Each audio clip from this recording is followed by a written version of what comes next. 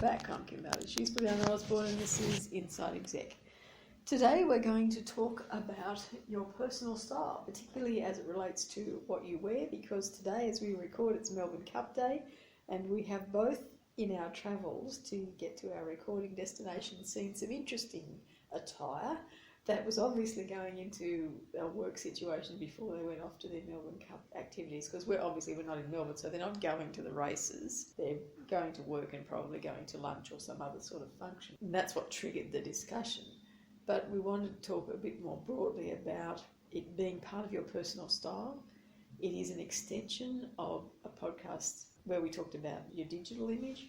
And so we're just extending that image and making sure that you are aware of what your personal profile is when we talk about clothing and about style. For those of you who have had a look at my image on the website, you'll know that I have very distinctive hair. And I've had the hair like this for probably, it's well over 10 years. For me these days, I dress from the hair down. So I look at the colour and I look at where I'm going, and I'll think about what is appropriate for me for that function. Now, often it means that I am in what you would consider a corporate suit. I have a dark suit and I wear a white shirt underneath it, but I'll dress it up with some little bit of splash of colour that coordinates with my hair. Or I'll have some special shoes that make me feel good but are hidden beneath the suit enough so that they've made me feel good, they've done their job, and so I feel like my approach is appropriate for the occasion, but I've got a little bit of me that is helping me through the day. That style, my style, has taken a long time to develop, you need to work on it. You need to think about the colours that look good on you, the styles of clothing that look good on you, and you can't follow the fashion trends, you can't follow what everyone else in the office is wearing. You really do need to develop your individual style, because it's part of your presentation, it's part of how people judge you. You've got 90 seconds when they first meet you to work out how they're going to categorise you. So you need to be thinking about what is the impression that your clothes are going to give as much as what you say. So what we're hearing there is that you can have your own individual style. You can have a style that suits your personality, but it's got to be also appropriate to time and place, whether it's in an office, whether it's at the function, business function to do with your work, etc.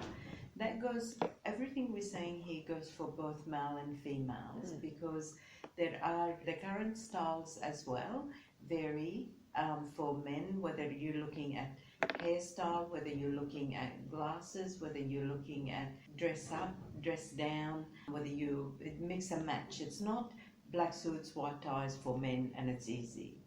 There is a lot of variations on that, and you want to pick the one that you want people to recognize you as you and your personal brand. Your personal brand and image, as Kim said, she talked about the digital, here is about physical appearance. And to remember that you will not turn up to work in your dressing gown, and therefore there is time and place. Dressing gown is actually for the house and not for the office. You will wear a different outfit for gardening than you do for going out to a restaurant. How would you know? Yes, I don't do gardening. And also the styles, as tempting as it is and as hard as it is, it doesn't suit everyone, every current style. And therefore you have to be a bit more creative by being yourself and ask for help. I do it all the time. I have no idea, and I rely on people like Kim, my friends, my sisters, to help me look the best I can and work with what I've got. There's no harm in that. But just be aware about what damage you can cause your brand by dressing the wrong way. I've seen both males and females going to work this morning. The way they were dressed was not appropriate for an office environment. It's not a judgment or anything, it's just that I was wondering, would they look at the photo in about 2 years' time and think, oh, what was I thinking? And that's really all that matters, their self-image and their thinking about themselves, not what other people even judging them. And also, if you're turning up, to a board meeting or to an executive meeting, or if you're the leader of a team and you're turning up looking like a person that just came out from in a forest cutting trees or whatever, that's not the image you want them to think of when they think of you and your presentation or your conversation, or when they see you in the lift. You don't want to, unless you've been running and you're just coming back, you don't want to be in a crumpled shirt and dirty shoes with holes in them, do you? I think the dilemma for the people that we saw today was that the Melbourne Cup celebrations or Christmas party, whatever it is, but the work associated celebration activity creates confusion in their minds about what do I dress for, because obviously they would be expected, I would think, to work this morning at least before they went off to lunch or to their function in the afternoon.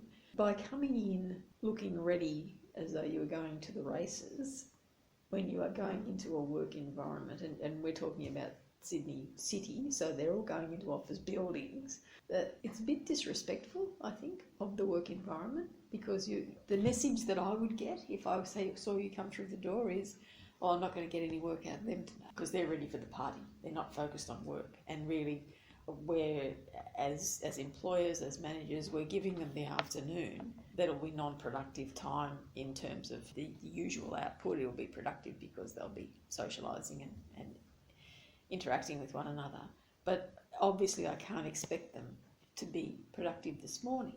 So where is their respect for the fact that I have given them this afternoon activity, that they've come in this morning ready to party all day? That wasn't the agreement. That's not my understanding of that. That's not fair on my employment conditions. In a personal sense, what was the person thinking when they got dressed? Was their focus was obviously not on the work that they should have been doing in the morning. Their focus was on the party in the afternoon. And so you've lost that person for the day. There is no productivity at all for the day. And that's the message that I'm getting from that behaviour, those clothes. Male and female, as Fulyana said, I saw both on the train this morning, and my immediate reaction was, oh, it's Melbourne Cup Day, and that was my excuse for them. And I thought, why am I giving them an excuse when really they're responsible adults?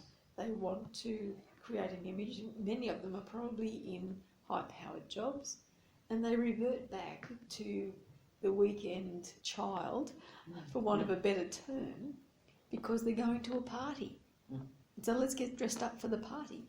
When I was involved in the corporate structure and we had Melbourne Cup Day, I would go in and work in the morning, and I would have things that I would put on with whatever I was wearing that would make it a special outfit for Melbourne Cup Day. So I'd make special hats.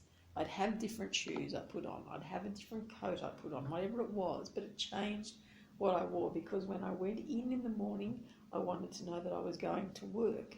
And then when lunchtime came, I put on the other costume and became the Melbourne Cup attendee. And that's a process that worked for me. It won't necessarily work for everyone, but it's about being responsible and about managing your profile. And I think if you're managing yourself, you would see that would be an approach that you should take. It shouldn't just be, oh, it's easier for me to be dressed up because it's Melbourne Cup Day. Well, what you're saying is it's easier for me to focus on the afternoon because I'm really not intending to do anything this morning. So yes, appropriate, still have fun. That doesn't stop you having fun and being dressed for the occasion, but be appropriate and be happy with it in years to come, months to come, when you reflect back and you see and you think, yeah, I was happy with that, and rather than cringe and say, oh, I shouldn't have, oh, what was I thinking? That's all. The overriding message from today is not about inappropriate dressing for Melbourne Cup, but it's about you looking at your personal style,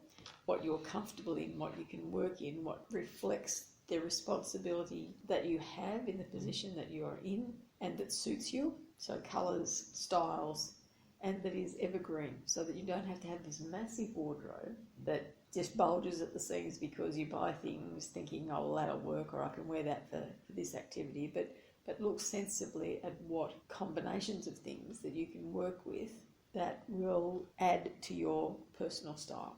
So there we have it. What to wear tomorrow. I'm Kim Bailey, she's Fulyana Osborne, and this is Inside Exec.